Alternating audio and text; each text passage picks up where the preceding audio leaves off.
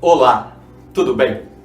Hoje em dia, cada vez mais, as redes neurais artificiais têm sido usadas em aplicações que afetam diretamente a vida das pessoas.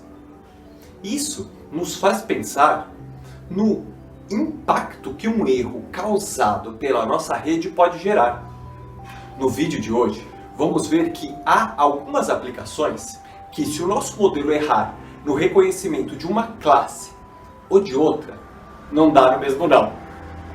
Além disso, vamos ver como avaliar o comportamento das redes neurais nesses dois tipos de erro. Eu espero que gostem.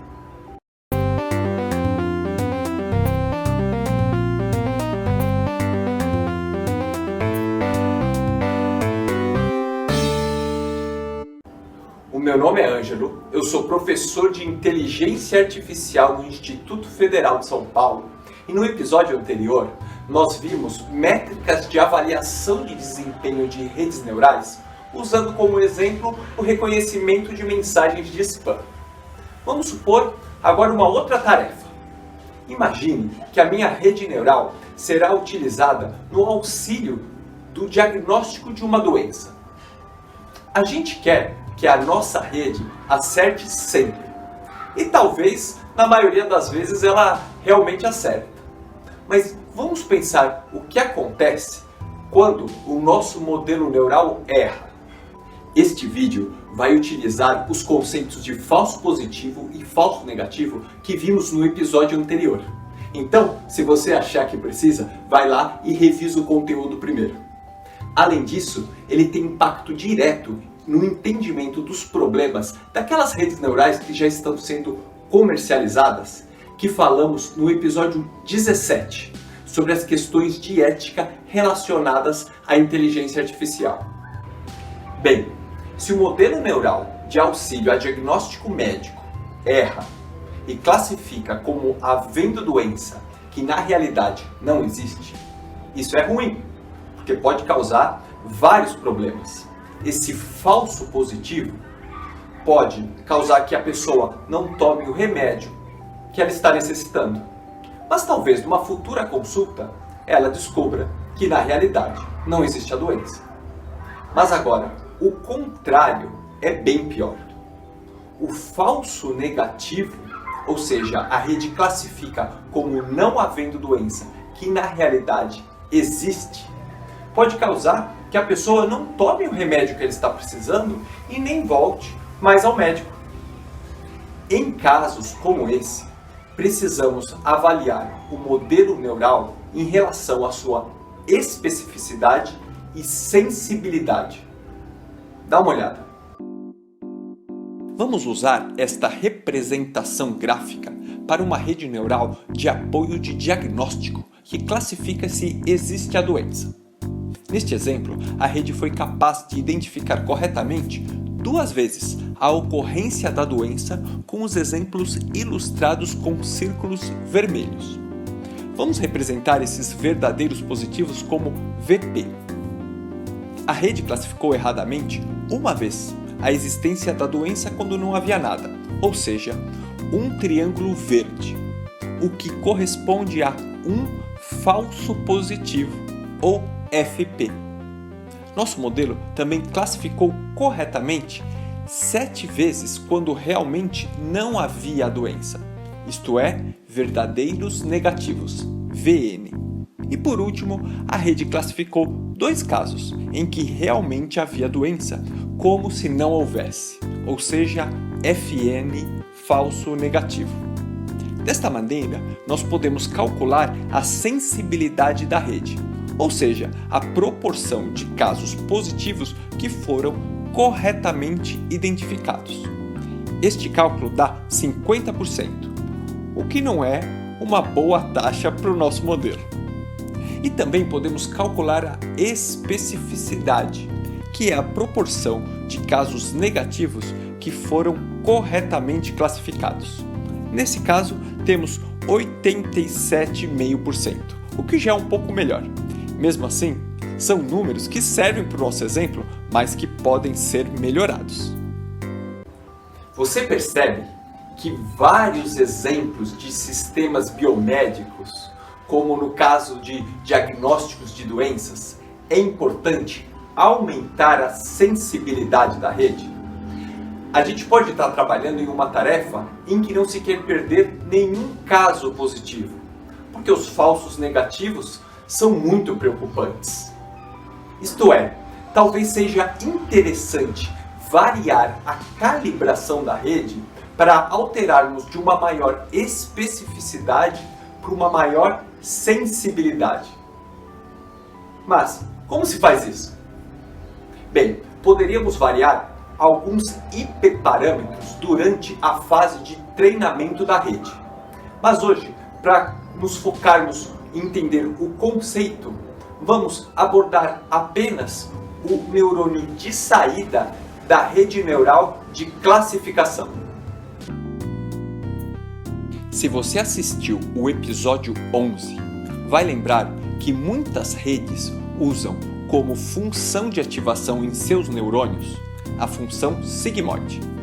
Ela vai produzir o valor de saída y, que pode variar entre 0 e 1. Então, supondo a minha rede de diagnóstico, quando consideramos uma identificação positiva?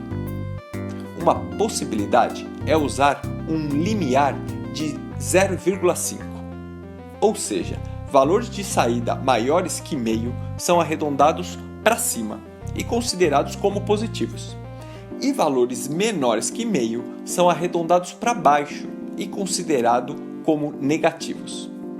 Mas, para alterar a sensibilidade, por exemplo, podemos variar esse limiar. Assim, teremos valores de classificação diferentes na saída da nossa rede. Vamos agora ver uma aplicação do David Sobral, aluno do 10º semestre da Engenharia Eletrônica no Instituto Federal de São Paulo. Ele vai juntar todos esses conceitos que vimos em uma aplicação prática, inclusive a matriz de confusão. Lembra? Só que no episódio anterior, a matriz tinha 10 linhas por 10 colunas. E agora a matriz vai ter 2 por 2. Dá uma olhada.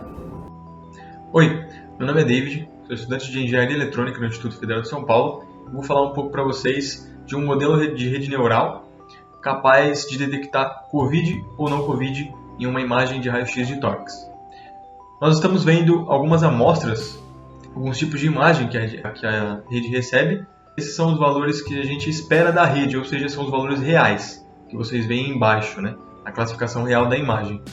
Então nós temos alguns exemplos como a primeira linha toda COVID e lá embaixo a última linha toda não COVID. A rede não entende o que é COVID e não COVID, então nós atribuímos aqui 1 para COVID e o resultado 0 para não COVID, tudo bem? Como saída da rede. Vindo aqui para o código, eu já treinei essa rede anteriormente e aqui eu vou mostrar só as predições que eu fiz com um modelo baseado no conjunto de teste, também que contém imagens de raio-x com COVID e não COVID. Eu utilizei um potencial de ativação de 0,5 primeiramente e guardei essas predições entre 0 e 1 dentro de uma variável. Com essa variável eu produzi uma matriz de confusão para utilizar esses números nas fórmulas faladas anteriormente. Então, utilizando a matriz de confusão, eu guardei cada número dela também em uma variável, printei esses valores e depois calculei a acurácia, a sensibilidade e a especificidade do modelo. Com o potencial de ativação em 0,5, eu cheguei em uma acurácia de 87%, aqui vocês podem ver 0,87%, uma sensibilidade de 92% e uma especificidade de 80%. Em uma segunda predição, eu utilizei uma taxa de ativação de 0,3. Guardei os resultados novamente, entre 0 e 1, que a rede produz, e novamente produzi uma matriz de confusão, que vocês podem ver aqui embaixo. Com esses números, eu refiz o processo para calcular as mesmas fórmulas de acurácia, sensibilidade e especificidade, e elas produziram valores diferentes, pois minha taxa de ativação foi diferente. Então agora eu obtive uma acurácia de 86%, 0,86 aqui, uma sensibilidade de 94% e uma especificidade de 78%. E o que isso impacta na prática? Vamos dizer que a rede errou esse diagnóstico e disse que ele não tem Covid e pode voltar para casa normalmente, que o diagnóstico dele foi negativo. Pense que esse falso negativo, o impacto que ele pode trazer para a vida dessa pessoa. É por isso que esses falsos positivos e esses falsos negativos têm pesos diferentes. Bom, da minha parte é isso. Obrigado. Ótimo! O David mostrou que podemos calibrar nosso modelo para uma maior especificidade ou uma maior sensibilidade.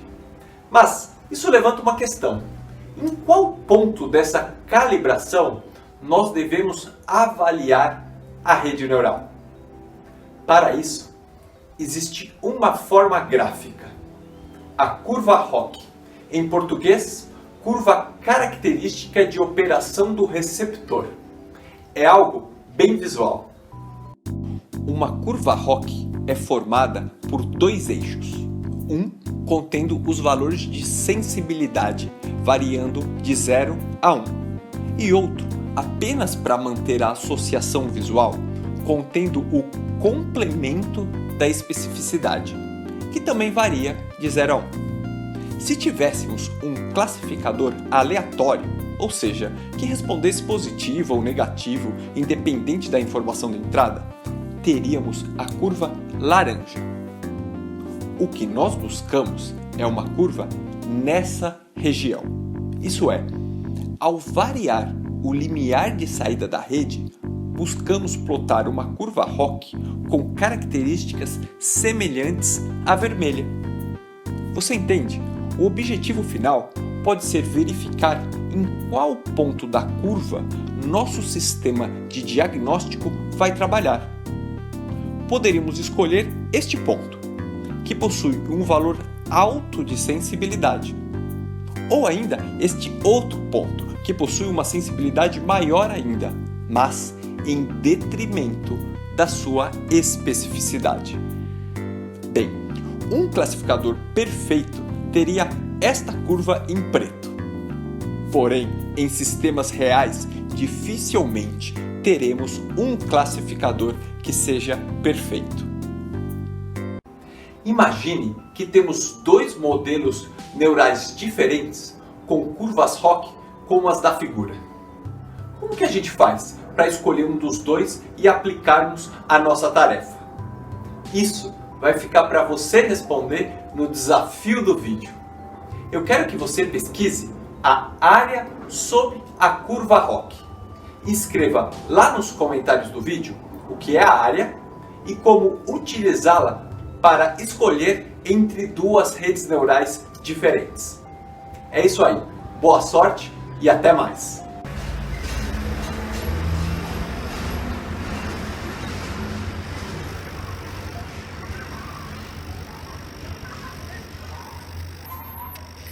Bem, se o modelo neural